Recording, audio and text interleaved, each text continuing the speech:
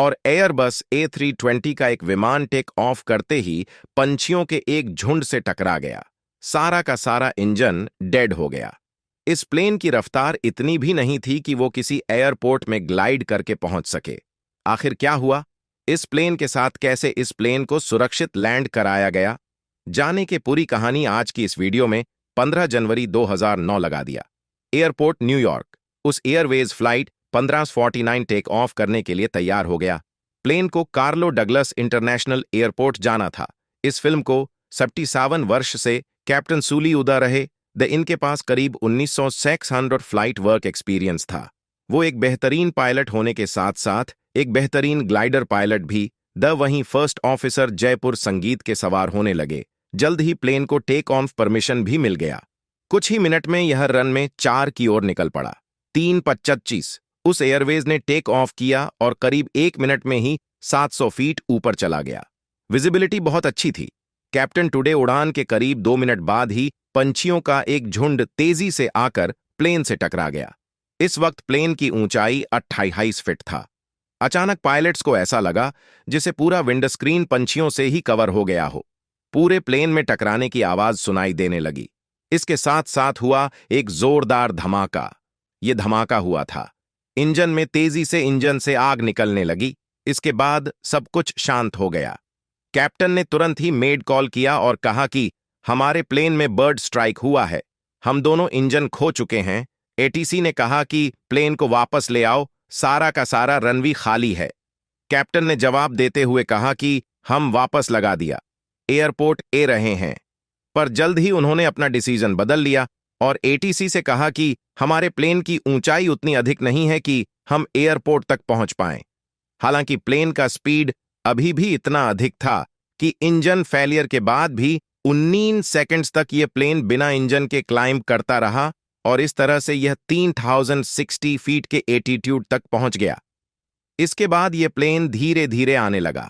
दोस्तों, एक plane engine के बगैर कुछ भी नहीं।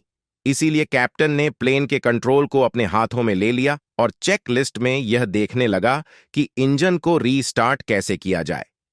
चेकलिस्ट बेसिकली एक पेपर होता है। हालांकि आजकल डिजिटल टैबलेट में भी ए चुका है। इसमें पूरा का पूरा प्रक्रिया लिखा होता है कि किस प्रकार के इमरजेंसी में पायलट को कौन कौन सा एक्शन लेना चाहिए। इससे एक फायदा यह भी हो जाता है कि कोई भी प्रक्रिया पायलट्स मिस नहीं करते। पर इस मामले में उस एयरवेज की किस्मत इतनी अच्छी नहीं थी। इंजन को रीस्टार्ट करने का प्रक्रिया तो था, पर वो हाई एल्टीट्यूड के लिए था। हाई एल्टीट्यूड में पायलट्स के पास बहुत समय होता है। वो अच्छे से सोच विचार करके सही डिसीजन ले सकते हैं, लेकिन उस एयरवेज तो सिर्फ 3000 फीट के एटीट्यूड पर था और वह भी तेजी से नीचे ए रहा था। इट मीन्स इंजन को रीस्टार्ट करने के बारे में तो भूल ही जाओ। कैप्टन ने कहा कि जिस रफ्तार से हम नीचे ए रहे हैं, मुझे नहीं लगता अगर हम लगा दिया एयरपोर्ट पहुंच पाएंगे।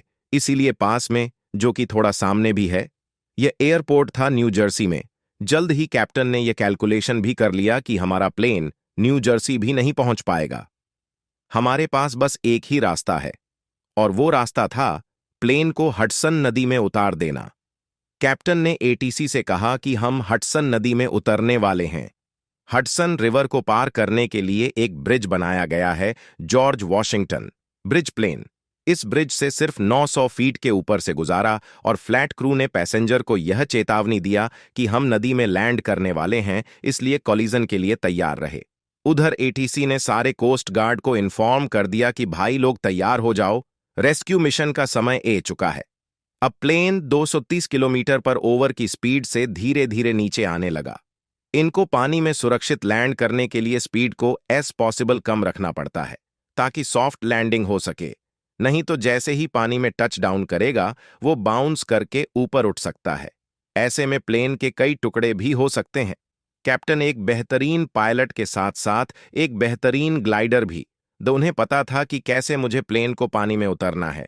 प्लेन बेसिकली एक खोखला ढांचा होता है जिसमें बहुत सारी हवा भारी होती है। यही वजह है कि प्लेन को पानी में भी लैंड करना संभव हो। पता है, बस ध्यान ये देना पड़ता है कि फिल्म के सारे होल्स बंद हो। फॉर एग्जाम्पल, लैंडिंग गियर को क्लोज रखना पड़ता है क्योंकि लैंडिंग गियर का डोर इतना बड़ा होता है कि बहुत सारा पानी प्लेन के अंदर घुस सकता है और प्लेन चंद मिनट में ही डूब सकता है। उस जैसे नीचे ए रहा था वैसे वैसे कॉकपिट में अलार्म भी बजाने लगा। यह अलार्म था जीपीवीएस यानी कि ग्राउंड प्रॉक्सिमिटी वार्निंग सिस्टम की। जब प्लेन का कंप्यूटर यह देखता है कि प्लेन ग्राउंड के नजदीक आने लगा है लेकिन फिर भी इसका लैंडिंग ईयर क्लोज है, तो कंप्यूटर को लगता है कि यह सही नहीं है, या तो प्लेन को ऊपर ले जाओ या फिर लैंडिंग गियर को डाउन करो। इसलिए back to back landing gear और पुल अप का अलार्म बजाने लगता है। कैप्टन ने इन अलार्म को इग्नोर करते हुए प्लेन को पानी में टच डाउन कर दिया। प्लेन का फ्यूज लेस पाने में फिसलती हुए कुछ दूर आगे बढ़ता गया और फाइनली कुछ देर में रुक गया। यहां पर एयरबस कंपनी को भी यह पता था कि कभी ना कभी प्लेन में ऐसा प्रॉब्लम जरूर आएगा जब इसे पानी में इमरजेंसी लैंडिंग करने की जरूरत पड़ेगी। इसीलिए कंपनी ने एक टीचिंग बटन को भी प्रोवाइड किया था।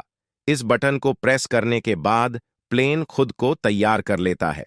पानी में उतरने के लिए इस बटन को प्रेस करते ही फ्रेम का सारा इंडेक्स क्लोज हो जाता है। आउटफ्लो वाल्व जहां से हवा बाहर जाती है उसे भी